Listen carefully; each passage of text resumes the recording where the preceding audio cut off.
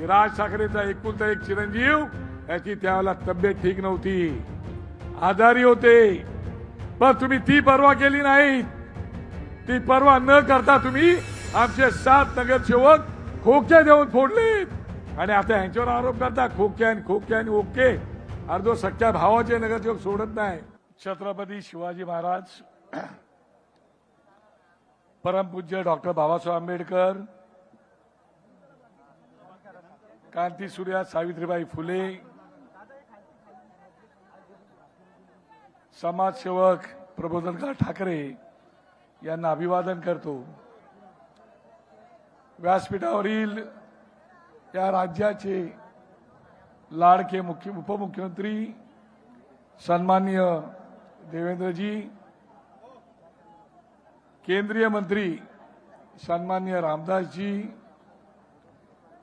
ज्यांचं आत्ताच आपण भाषण ऐकलं ते सन्माननीय माजी मंत्री मिलिंदजी, या राज्याचे अध्यक्ष सन्माननीय राहुलजी, सन्माननीय पालकमंत्री दीपकजी केसरकर, व्यासपीठावरील सर्वच मान्यवर आणि खास करून आपण ज्यांच्या प्रचारासाठी या ठिकाणी आलेलो आहोत, ज्यांना विजयी करण्यासाठी आपण जमलेलो आहोत, त्या आमच्या वहिनी सौभाग्यवती यामिनी यशवंत जाधव.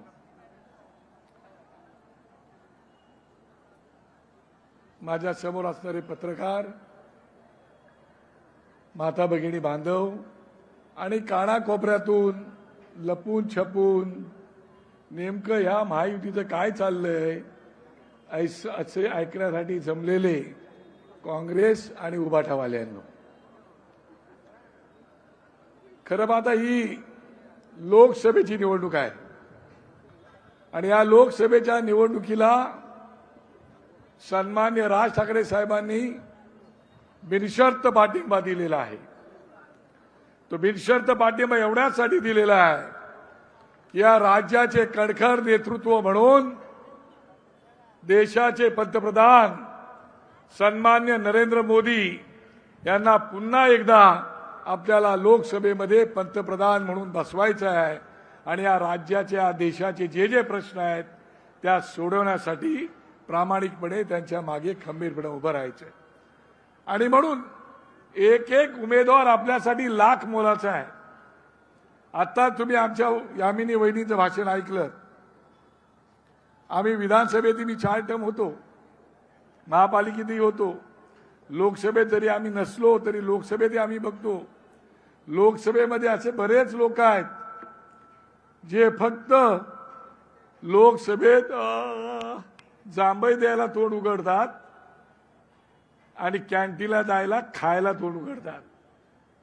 पण यामिनीताईचं भाषण ऐकल्यानंतर तुमच्या लक्षात आलं असेल की यामिनीताई त्या लोकसभेमध्ये उत्तम प्रकारचे प्रश्न या दक्षिण मुंबईचे मांडल्याशिवाय राहणार नाही याची मला खात्री आहे.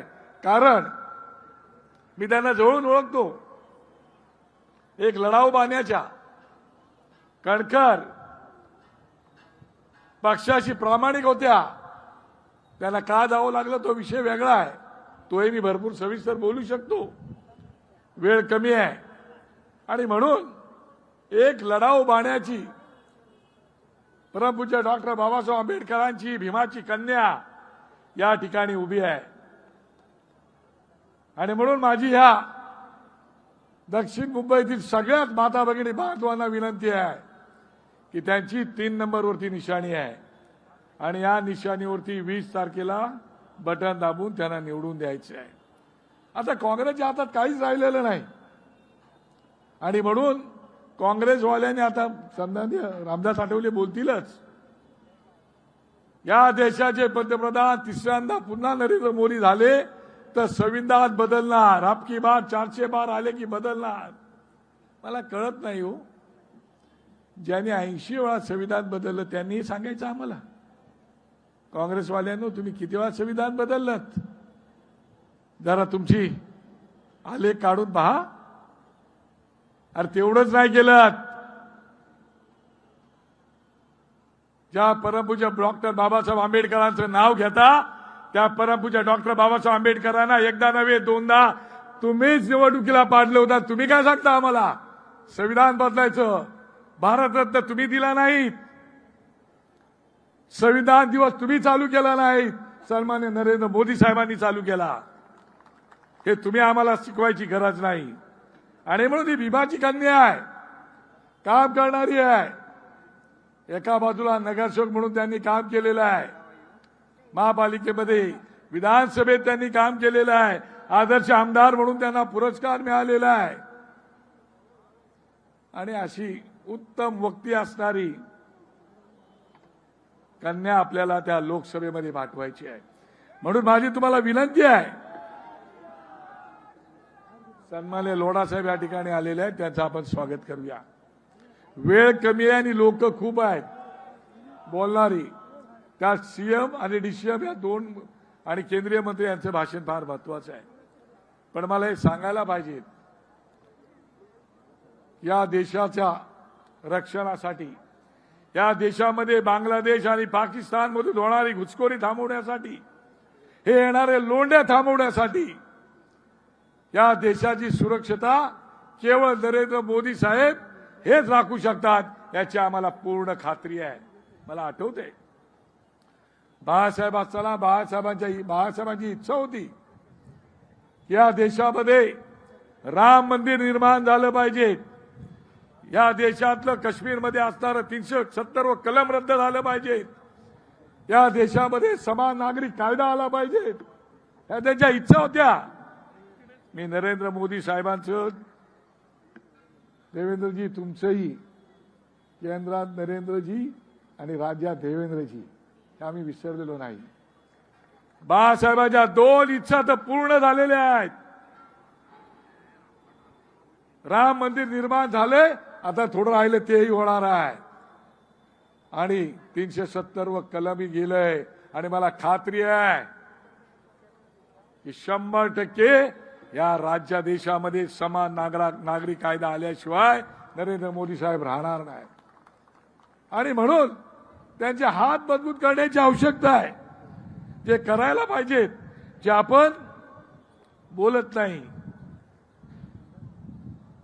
काल परवा 2 दिवसापूर्वी ठाण्याला सन्माननीय राज ठाकरे साहेबांची सभा झाली.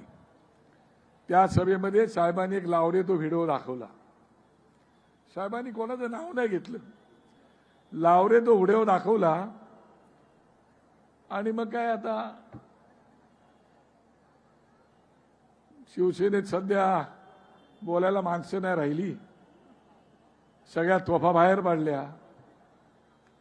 आता आपलं फक्त एक अंधारात दिवा म्हणून आपलं चाललंय. आणि त्यांनी मग काय राज ठाकरेवरती एकेरी काय बोलतात, काय काय काय काय मला कळतच नाही. त्यांनी असे आरोप केले की भारतीय जनता पक्षाने आमचे आमदार फोडले, राम कदमला फोडला, मंगेश सांगळीला फोडला, आमच्या दिलीप आणखी एक आमदार आमचा प्रवीण दरेकरला फोडला. आम्ही आमच्याकडे फोडले नाही, त्यांनी ते स्वतःहून गेले त्यांच्याकडे. त्यांना माहित नाही, त्यांना शिवसेनेचा इतिहास माहिती आहे का? अहो आम्ही संघर्ष केलाय, रक्त आटवलंय. इतिहास माहित नाही तर बोलून घ्या, त्यांना विचारा इतिहास आणि नंतर बोला. तर तुम्ही काय केलं? जे आमचे 7 नगरसेवक फोडलं त्यावेळेला निदान तुम्हाला वाटलं पाहिजे होतं की राज ठाकरेंचा एकुलता एक चिरंजीव, याची त्यावेळेला तब्येत ठीक नव्हती, आजारी होते. पण तुम्ही ती पर्वा केली नाही. ती पर्वा न करता तुम्ही आमचे 7 नगरसेवक खोके देऊन फोडले. त्याला तुम्हाला वाटलं नाही. आणि आता यांच्यावर आरोप करता खोके आणि ओके. मला प्रश्न पडला त्याच वेळेला, मला आठवतंय देवेंद्रजी तुमच्याकडे हे नगरसेवक आले होते, तुम्ही त्यांना घेऊ शकला असतात, पण तुम्ही घेतले नाही. तुम्ही आम्हाला सांगितलं की तुमचे नगरसेवक माझ्याकडे आलेत, मी असे नाही करू शकत. कुठे हा प्रामाणिकपणा? आणि कुठे तुम्ही अर्धो सख्या भावाचे नगरसेवक सोडत नाही. अहो ह्याच वळलीमध्ये आम्ही आता तुम्हाला बिनशर्त पाठिंबा दिला, तर तुम्ही बोलता बिनशर्त पाठिंबा दिला. का या वळलीमध्ये सुद्धा आम्ही उमेदवार न उभा करता तुम्हाला पाठिंबा दिला होता ना? ठाण्यामध्ये तुमचा महापौर येऊ शकत नव्हता, त्यावेळेला आमचे 4-5 नगरसेवक होते, त्यावेळेला आम्ही तुम्हाला नगरसेवकांचा पाठिंबा दिला होता ना? तो दिसला नाही तुम्हाला? आणि तुम्ही आमच्यावर टीका करताय. आणि म्हणून ते एक मराठीतलं गाणं आहे, डोकं फिरलं या बाईचं डोकं फिरलं या. आता काय बोलायचं आम्ही तरी? सांगा मला, काय बोलता येत नाही. आणि मला खात्री आहे ही मुंबई आहे. मोजून 2-3 मिनिटं बोलतो, संपवतो. अहो, मी ज्या मुंबई महानगरपालिकेमध्ये नगरसेवक होतो, त्या मुंबई महानगरपालिकेचं बजेट जवळजवळ 50,000 कोटीचं आहे. 50,000 कोटीच्या बजेटमध्ये मुंबईमध्ये आपण काय करू शकतो? काय नाही करू शकत. मुंबई ही निसर्गाचं दान आहे आणि ब्रिटिशांनी निर्माण केलेलं आहे. हे नशीब आहे आपलं. एवढ्या मोठ्या मुंबई नगरपालिकेमध्ये आपण काय दाखवता मुंबईमध्ये लोकांना? Gate of India. काय दाखवता मुंबईला? ताज हॉटेल. काय दाखवता लोकांना? गिरगाव चौपाटी आणि ते भेलपुरीवाले. तिथून पुढे जाऊन काय दाखवता? म्हातारीचा बूट. त्याच्या पुढे जाऊन राणीबागला काय दाखवता? ते तुम्हाला माहिती आहे काय तिथं? काय दुसरं काय दाखवायला? त्याच्या पलीकडे तुम्ही जाता तिकडे शाहरुख खानचा बंगला दाखवता, बाजूला सलमान खानचं घर दाखवता, आणि शेवटचा स्टॉप कुठला? तर अमिताभचा बंगला. 50,000 कोटीच्या महापालिकेमध्ये तुम्ही काय दिलं? नाही तर राज्याच्या मुख्यमंत्री उपमुख्यमंत्र्यांनी या महापालिकेमध्ये कोस्टल रोड बनवला, नावा शेवा शिवडी लिंक रोड बनवला, भुयारी मार्ग केलं, मेट्रोचं जाळं विणतायत. एक ना अनेक एवढी कामं केलेली आहेत. अजून काय करायला पाहिजे मला सांगा ना? तुम्ही काय करायला पाहिजे ते तरी सांगा. आणि म्हणून माझी विनंती आहे की तुम्ही आता विचार जास्त करू नका. मला एवढंच सांगायचं आहे, 10 वर्ष मोदी साहेबांना मिळाली, तो फक्त 10 वर्ष. 10 वर्षामध्ये जे जे करता आलं ते प्रामाणिकपणे त्यांनी केलं, ते केलं. सन्माननीय इंदिरा गांधी यांच्याविषयी मला आदर जरूर आहे, असायलाच पाहिजे, प्रत्येकाला आदर असला पाहिजे, काय विषय येत नाही. त्यांनी गरिबी हटवता नारा कधी दिला होता? किती वर्ष झाली?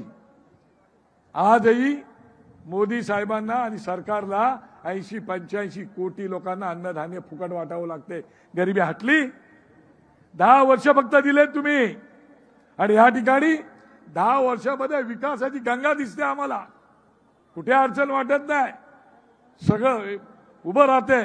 आणि म्हणून माता भगिनी बांधवांनो, आता जास्त विचार तुम्ही पण करू नका. शेवटी कशी असतं, जमीन भुसभुशीत असली ना का तिकडे घुशी घुसतातच. अहो, तुमची जमीनच भुसभुशीत झाली होती ज्या दिवशी तुम्ही भारतीय जनता पक्षाबरोबर युती केलीत आणि निवडणूक लढवलीत, आणि त्याच्यानंतर स्वतःच्या मुख्यमंत्री पदासाठी लोकांच्या मतदानाचा सन्मान दाखला नाहीत. आणि म्हणूनच तुमची भुसभुशीत झालेली जमीन एकनाथ शिंदे त्यांच्या टीमनी फोडली. हे चुकीचं नाहीये. आणि म्हणून मी यामिनीताई तुम्हाला मनापासून मी शुभेच्छा देतो की मला खात्री आहे की तुम्हाला ह्या एवढ्या लोकांचा पाठिंबा आहे, एकापेक्षा एक मोठी लोक आहेत या ठिकाणी, आणि मोदी साहेबांचा पाठिंबा असल्यामुळे भरभरून तुम्हाला मतदान मिळेल आणि तुम्ही 4 जूनला लोकसभेमध्ये जाल अशी अपेक्षा बाळगतो. जली को आग कहते, बुझी को राख कहते, उससे बनने वाले बारूद को राज ठाकरे कहते हैं. आणि म्हणून मला खात्री आहे या निवडणुकीला आमच्या वहिनी निवडून येतील. तुम्हाला सगळ्यांना मनापासून शुभेच्छा देतो आणि माझे भाषण थांबवतो. जय हिंद, जय महाराष्ट्र, जय भीम.